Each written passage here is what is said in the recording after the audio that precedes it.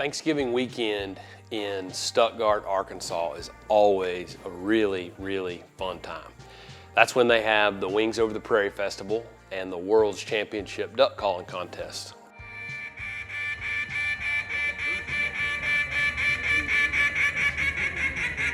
And this past winter, Lindy and the girls went to see her parents in Ohio, and Tripp and I found ourselves bachelors during the first week of the Arkansas duck season. So we loaded up Black Betty and we eased on over to Stuttgart for a weekend of duck calling contests and hopefully some hunting with friends. John Strange and Field Norris, a couple of the owners from Shin Gear, were gracious enough to invite us to hunt with them. And man, those guys are incredible managers of their resource, and they're really fun to be with. And on this particular occasion, they invited Tripp and I to hunt with them and to bring a few friends. And so we had the opportunity to invite Sloan Brown, our buddy from Yeti Coolers, and Daniel Hayes from Mossy Oak.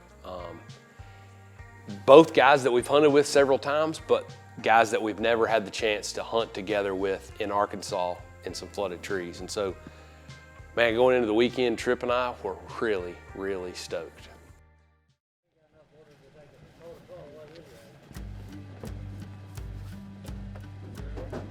How's everybody feeling this morning? Y'all get some rest? We're a little tired on this.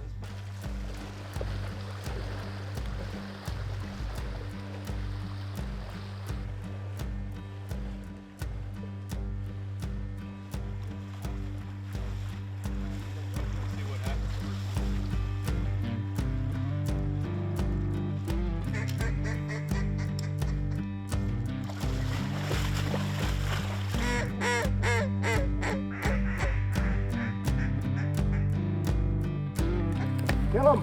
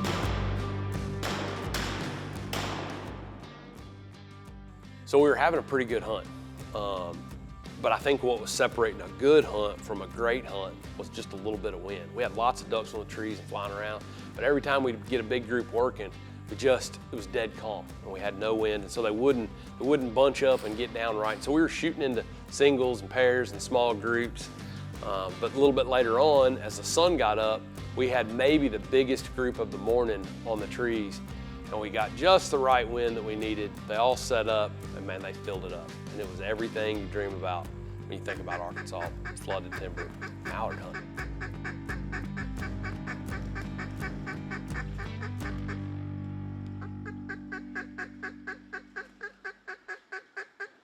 I almost hate to shoot at him, but let's do it. That's what you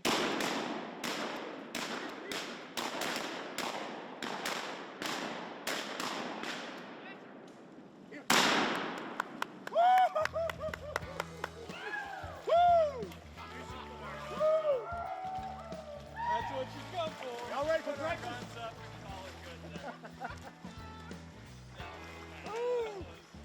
Eggs, bacon, coffee. And so as we're, hooping and hollering and high-fiving and celebrating, we kind of standing around. This is all about. And Field says, man, let's go get breakfast. And I was kind of like, what? I mean, we were probably not even halfway to a limit. We had about 14 guns and we needed to shoot 1 million ducks. And John and Phil both started explaining that one of the things they do on their farms to manage, for future hunts is self-restraint. So once they get a couple of big groups in and do it the way they want, man, they just say, hey, let's pack it up. Let's be grateful. Let's thank the Lord for the experience we've had, and let's go eat breakfast.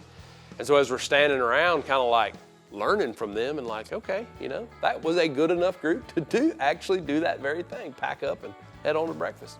A couple more ducks flew over and Field said, I tell you what, let's stay just a few more minutes. Let's see if we can't get Trip one. Man, just like straightway, here comes a pair of mallards, a drake and a hen. And they bowed up and did it just right. And I told him, I said, whenever you think you can get your gun up, just do it. And he slid his gun up, man, he just hammered the first one.